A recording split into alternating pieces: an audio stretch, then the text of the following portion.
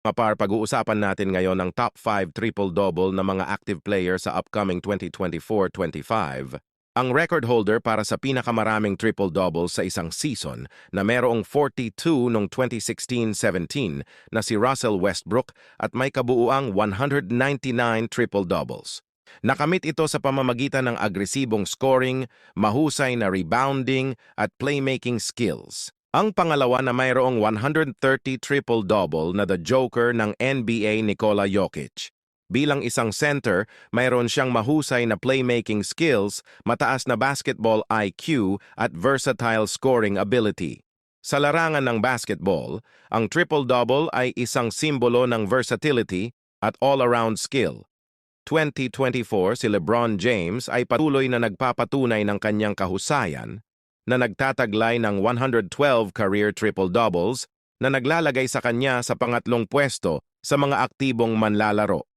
Kilala sa kanyang kakayahang mag-contribute sa scoring, rebounding, at playmaking, ang King ay isa sa mga pinakamaimpluwensyang sa NBA, patuloy na umaangat sa bawat laban.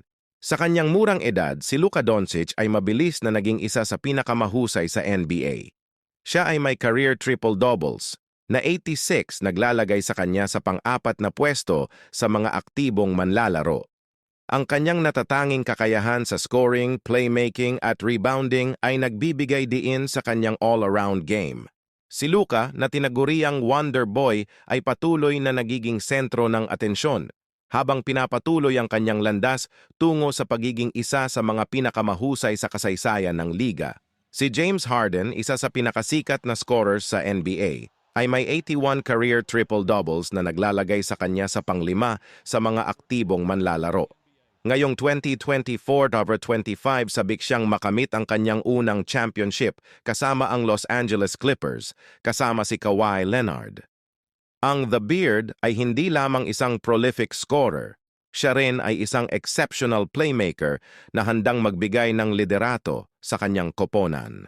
Sa kanyang pagsisikap upang makuha ang champion kasama si Kawhi at ang buong koponan, pinapalakas nila ang depensa at maging adaptable sa mga estratehiya upang makamit ang championship.